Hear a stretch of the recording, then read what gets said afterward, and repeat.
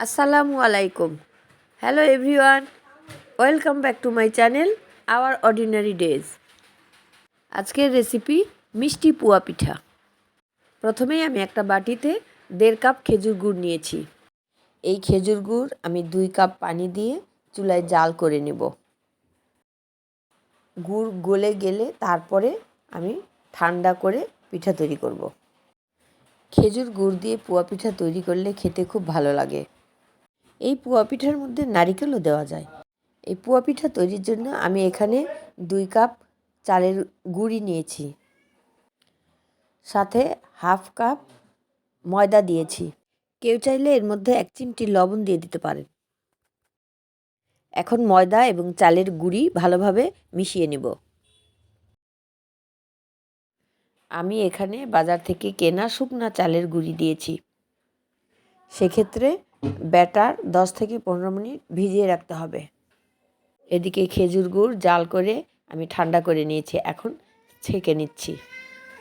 এই গুড় হালকা কুসুম গরম থাকবে। গুড় ছেঁকে নেওয়া হয়ে গেছে। এই গুড় আমি এখন চালের গুঁড়ির মধ্যে দিয়ে ভালোভাবে মেখে নিব। একবারে সব খেজুর গুড় ঢেলে দেব না, আমি 2 ভাগে দেব। প্রথমে দিয়ে তারপরে ভালোভাবে মেখে নিব। এই মাখানোর কাজটা আমরা হাত দিয়ে না করে একটা গোল চামিচ দিয়ে করলেই ভালো হয়। এখন বাকি গুড়টুকু ঢেলে দেব। এখন চামিচ দিয়ে ভালোভাবে মেখে নেব। এমনভাবে মেখে নেব যেন এর মধ্যে কোনো গোটা গোটা ভাব না থাকে।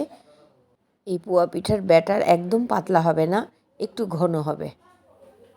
এই পিঠাকে উত্তরাঞ্চলে বিশেষ করে নওগাঁ দিকে বলে বড়া, আর ঢাকার এদিকে বলে পুয়া পিঠা।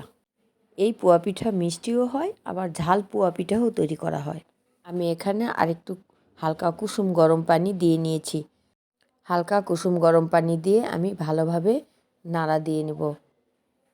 এখানে অল্প অল্প পানি দিয়ে আমি একটা পারফেক্ট পুয়া পিঠার ব্যাটার তৈরি করে নিয়েছি।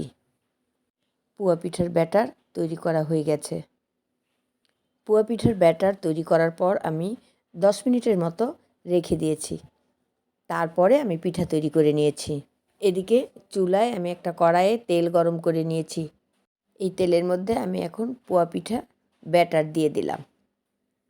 এই সময় চুলার আঁচ মিডিয়াম হিটে থাকবে। তেল অতিরিক্ত গরম করব না, তাহলে পিঠা পুড়ে যাবে বা পিঠা ফুলবে না। তেল মিডিয়াম হিটে থাকবে এবং আস্তে আস্তে পুয়া পিঠা ফুলে উঠবে। চুলার হিট যদি একদম কম হয় তাহলেও পিঠা ফুলবে না, আর একদম বেশি হলে তো পিঠা পুড়ে যাবে। এই জন্য মিডিয়াম হিটে রেখে ব্যাটার দিয়ে দিতে হবে। অনেক সময় পুয়া পিঠা প্রথমে দিলে কড়াইয়ের সাথে লেগে যায় বা হতে চায় না, ফোলে না। এই সময় ধৈর্যহারা হওয়া যাবে না। প্রথমে 2 থেকে 3টা পিঠা পরপর তৈরি করার পরে এমনিতেই পরের পিঠাগুলো খুব সুন্দরভাবে ফুলে যাবে। এখানে আমি একটু সতর্কতা অবলম্বন করব, তেল যেন কোনো ক্রমে হাতে ছিটে না পড়ে। এইভাবে আমি বাকি সব পিঠাগুলো তৈরি করে নেব। আমি যতগুলি পিঠা তৈরি করেছি সব পিঠাগুলি এবার ফুলে গেছে।